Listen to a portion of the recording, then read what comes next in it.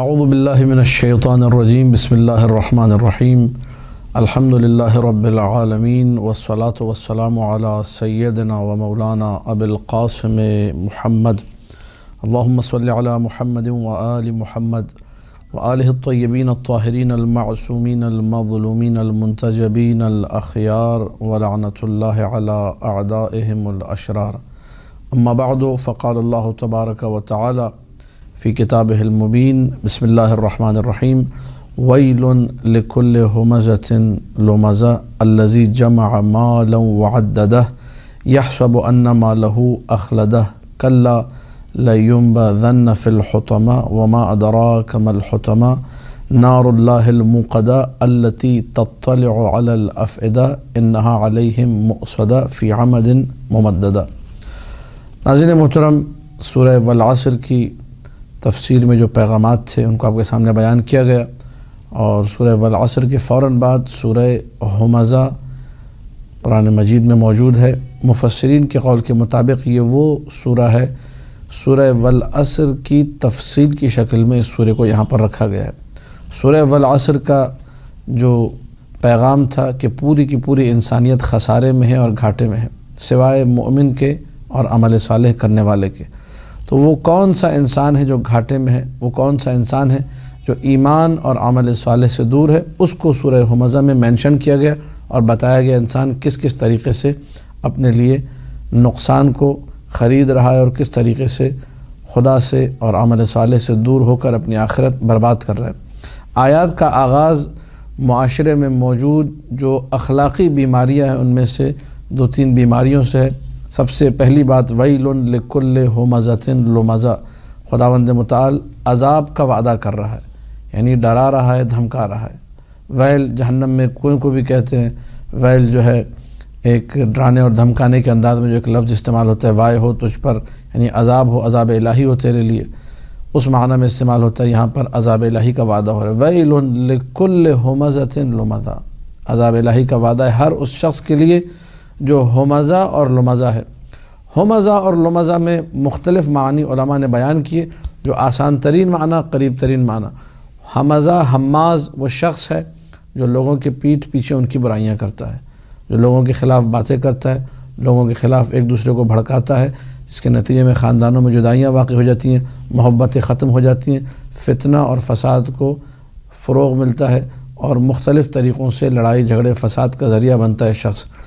اور لمزہ جو معنی رکھتا ہے، لمزہ کا معنی ہے ڈائریکٹلی کسی کو ہٹ کرنا، اور اس میں بہت سی جو گندے جملے سننے کو ملتے ہیں بڑے اچھے انداز میں کہ بھائی میں تو اسٹریٹ فارورڈ ہوں، میں کوئی بات دل میں نہیں رکھتا، منافقت میرے اندر نہیں ہے، میں تو منہ پہ بول دیتا ہوں۔ تو یہ تو منہ پہ بولنا تو انتہائی گندی بات ہے، اسی کو قرآن نے لمزہ کہا ہے کہ تم کسی کی توہین اس کے منہ پہ کرو، یہ تو حرام ہے شرعاً ہے۔ اب چاہے تم اپنے آپ کو منافق نہ بناؤ، چاہے تم کہو میں اسٹریٹ فارورڈ ہوں یا میں بولڈ ہوں یا میں صاف گو ہوں، یہ صاف گوئی نہیں ہے، یہ عمل حرام انجام دینے والے گنہگار شخص کا ایک فعل ہے۔ توہین مومن ہے جو کہ حرام ہے، جس سے اللہ نے ڈرایا ہے قرآن میں، اور اس پہ عذاب کا وعدہ کہ تم وہ کام کر رہے ہو۔ اب چاہے تم اس کو جتنا اچھا رنگ دینا چاہو، الذین ضل سعیہم فی الحیات الدنیا، وہ لوگ جن کی ساری کوششیں جو ہے رائیگاں اور فضول کی ہیں، وہم یحسبون انہم یحسنون صنعا، لیکن وہ خیال یہ کرتے ہیں، سمجھتے ہی ہیں کہ ہم بڑا نیک کام کر رہے ہیں، میں بڑا صاف گو ہوں، میں دل میں کوئی بات نہیں رکھتا، اور سامنے والے کی توہین پہ توہین پہ توہین ہو رہی ہے۔ ویل لکل ہمزہ، اللہ نے ڈرایا ہے عذاب سے، ڈرو۔ ہر ہمزہ کو بھی ڈرنا چاہیے اور لمزہ کو۔ یہ ہمزہ اور لمزہ انسان یہ خسارے میں، یہ گھاٹے میں ہے۔ الذی جمع مالا وعددہ، جس نے مال اکٹھا کیا اور اس کو گن گن کے رکھا، اور یہ سمجھتا رہا یہ میرے اس وقت کام آئے گا، بینک میں پیسے جمع کر رہا ہوں، جب میں بیمار ہوں گا تو پھر مجھے کسی سے مانگنے نہیں پڑیں گے، کام آ جائے گا پیسہ، بیٹی کی شادی کے وقت کام آ جائے گا پیسہ، یہ ہو جائے گا وہ ہو جائے گا، سب کچھ جمع کرتا رہا یہ تصور کرتے ہوئے کہ اب مجھے کسی کی ضرورت نہیں ہے۔ دنیا میں غرق ہوتا گیا، خدا پہ بھروسہ زندگی سے ایمان اور عمل صالح کو نکال دیا۔ جمع مالا وعددہ یحسب ان مالہ اخلدہ، یہ بہت سارے لوگوں کے ذہن میں یہ شیطانی وسوسہ ہے، گمان یہ ہے اس مال کو جمع کرنے والے کا۔ انسان مستقبل کی پلاننگ کرے، یہ بری بات نہیں ہے، انسان اپنی اولاد کے لیے پیسہ جمع کرے، بری بات نہیں ہے، اچھی چیز ہے یہ، لیکن اگر یہ گمان ساتھ میں جڑا ہوا ہو کہ یہ مال مجھے بچا لے گا، مال تمہیں نہیں بچا سکتا۔ اگر تم یہ سوچ رہے ہو کہ مال تمہیں بچائے گا، یہ تمہارا خسارہ ہے، یہ نقصان ہے۔ بچانے والی ذات اللہ کی ہے، بچانے والی جو چیز ہے وہ صحیح عقیدہ ہے، بچانے والی جو چیز ہے وہ عمل صالح ہے، جس کا سورہ عصر میں تذکرہ ہوا۔ اگر کوئی یہ سوچ رہا ہے کہ میں مالدار ہو جاؤں گا تو معاشرہ میری عزت کرے گا اور مثال کے طور پر وہاں بھی میری عزت ہوگی، نہیں، ایسا کچھ بھی نہیں ہے۔ یحسب ان مالہ اخلدا، سمجھتا ہے کہ مال اس کو بچا لے گا، مال اس کو ہمیشہ حیات جاویدائن دے دے گا۔ کلا، ہرگز ایسا نہیں ہے، مال سے عزت نہیں ملتی۔ اب آپ دیکھیے 3 سورے لگاتار ان کا پیغام دیکھ لیجیے۔ الہاکم التکاثر، تم ایک دوسرے پہ فخر و مباحث کرتے رہے یہاں تک کہ قبروں میں چلے گئے۔ والعصر ان الانسان لفی خسر ویل لکل ہمزۃ لمزہ الذی جمع مالا وعددہ یحسب ان مالہ اخلدا، گمان یہ کرتا ہے کہ مال سب کچھ ہے، مال بچا لے گا، پیسہ ہی سب کچھ ہے۔ کلا، ہرگز ایسا نہیں، جو تم سوچ رہے ہو غلط ہے۔ مال تمہیں گھاٹے میں لے جائے گا، مال تمہیں خسارے میں لے جائے گا، مال تمہیں نقصان میں لے جائے گا۔ لَيُنبَذَنَّ فِي الْحُطَمَةِ، جتنا بھی مال جمع کر لو، بقا کچھ نہیں ہے، حیات جاویدانی کچھ نہیں ہے، تم بچ نہیں سکتے، نقصان میں رہو گے، گھاٹے میں رہو گے۔ گھاٹے میں کیسے؟ لَيُنبَذَنَّ فِي الْحُطَمَةِ، یہ جو بڑا ناز کر رہا ہے اپنے مال پر، اپنی دنیا پر، اس کو حطمہ میں پھینک دیا جائے گا۔ حطمہ کیا ہے؟ حتم گرانے کے معنی میں، ڈھانے کے معنی میں، ختم کرنے کے معنی میں، تباہ و برباد کرنے کے معنی میں لغت عرب میں استعمال ہوا حتم کا معنی۔ مقام حتیم جو موجود ہے خانہ کعبہ کے پاس، اس کو حتیم اس لیے کہتے ہیں کہ وہ گناہوں کو ڈھا دیتا ہے، ختم کر دیتا ہے، حتم کا معنی۔ نار اللہ الحاتمہ، وہ آگ حاتمہ جو جلا کر بھسم کر دے، ختم کر دے۔ تو اب یہاں پہ لفظ حطمہ آ رہا ہے، حطمہ میں پھینک دیا جائے گا، ینبذن، تھرو کر دیا جائے گا حطمہ میں۔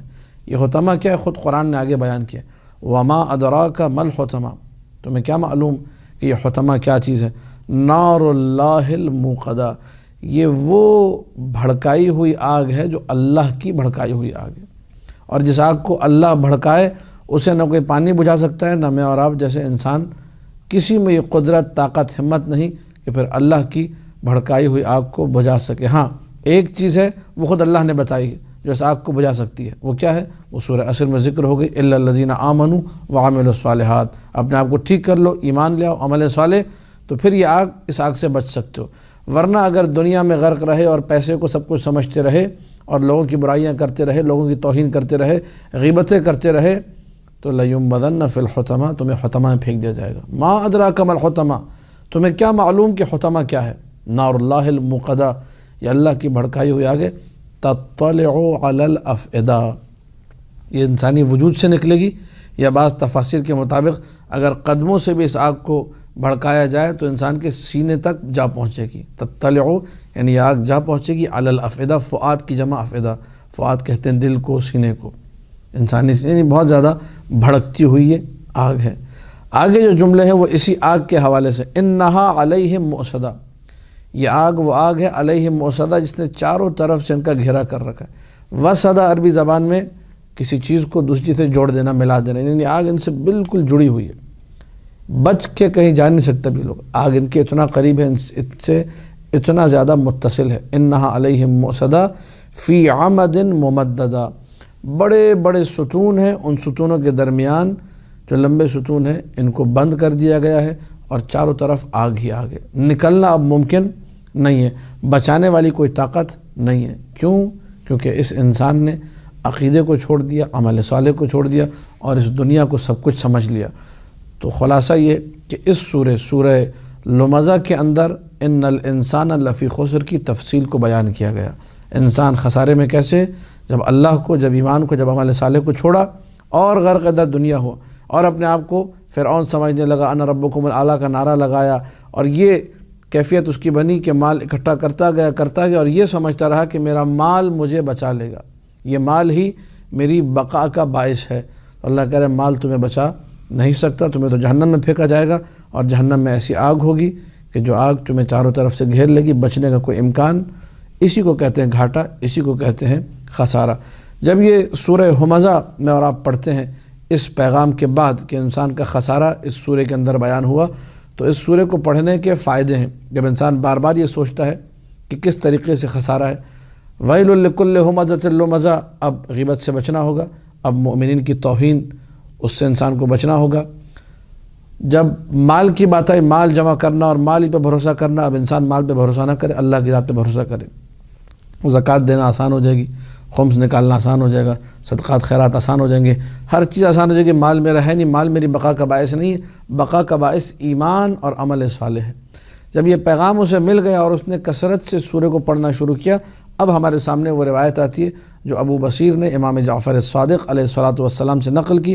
مولا فرماتے ہیں من قرأ ویل لکل ہمزہ فی فریضۃ من فرائضہ، جس نے اپنی واجب نمازوں میں سے کسی ایک نماز میں سورہ ویل لکل ہمزہ کو پڑھا، اس سورہ کی تلاوت کی، نفت عنہ الفقر، نفت یعنی یہ سورہ دور کر دے گا عنہ اس پڑھنے والے سے فقر کو۔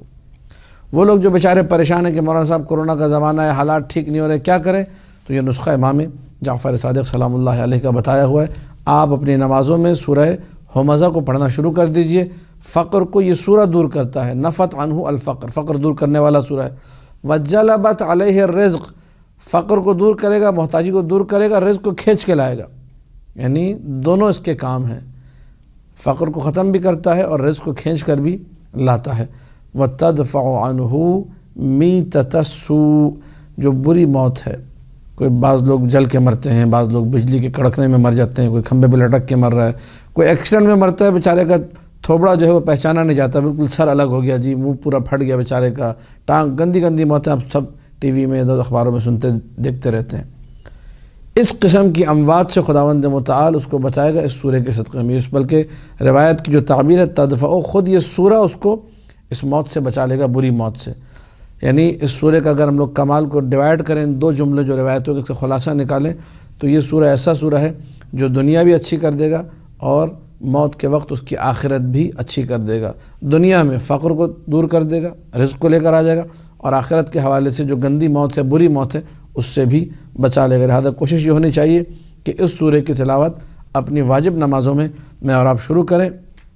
مطالب جو ہے یہاں پر بہت سارے، ظاہر مجموع البیان جیسی تفسیر جو ہے اس کے اندر تفصیل ہے، اعراب ہے، ترکیب نحوی ہے، بہت ساری چیزیں، لیکن بہرحال خلاصہ اس سورہ کا یہ ہے، سورہ والعصر کے فوراً بعد اس کی جو پلیسمنٹ ہے وہ کمال کی ہے، انسان گھاٹے میں ہے، کیسے گھاٹے میں اس سورہ میں بیان کیا گیا۔ اب جب آپ اس سورہ کو ختم کرتے ہیں، فوراً اس کے بعد سورہ فیل آ جاتا ہے، الم تر کیف فعل ربک باصحاب الفیل، کیا تم نہیں دیکھتے کہ اصحاب فیل کے ساتھ کیا ہوا؟ یعنی وہ انسان جو گھاٹے میں ہے، اس کی سمجھ لیجئے ایک مثال اسی کنٹینویشن کے ساتھ آگے آ رہی ہے۔ وہ انسان جو گھاٹے میں ہے وہ ابرہہ جیسا انسان ہے، بعض روایتوں میں ابو جہل بیان ہوا، بعض روایتوں میں اور دیگر مشرکین مکہ کے نام لیے گئے۔ انشاءاللہ آنے والے جو ہے کلپ میں مزید تفصیل سے سورہ فیل کو اور سورہ لإلاف قریش، چونکہ دونوں سورہ ایک ساتھ پڑھے جاتے ہیں، ان کو کمبائن ایک ساتھ جو ہے بیان کیا جائے گا۔ دعا ہے خداوند متعال سے کہ ہم لوگوں کو خسارے سے بچنے کی اور دنیا میں غرق ہونے سے بچنے کی توفیق عطا کرے، اور ذات الہی پر مکمل توکل، رب لا تکلنی الی نفسی طرفۃ عین ابدا، ایک لمحے کے لیے بار الہ تو مجھے میرے حال پہ نہ چھوڑنا۔ انسان اللہ سے متصل رہے، اللہ کے قریب رہے، اور اللہ کو سب کچھ سمجھے، نہ کہ اس مال دنیا کو۔ مال دنیا انسان کی بقا کا سبب نہیں بن سکتا، بلکہ یہ انسان کو تباہی و بربادی کی طرف لے جاتا ہے۔ حب الدنیا رأس کل خطیئہ، دنیا کی محبت ہر برائی کی جڑ ہے۔ تو اس پیغام کے ساتھ کہ ہم لوگ اس خسارے سے محفوظ رہیں اور اپنی آخرت کو اچھا بنائیں، ان سوروں کی تلاوت کے ذریعے سے اجازت چاہتے ہیں۔ والسلام علیکم ورحمۃ اللہ وبرکاتہ۔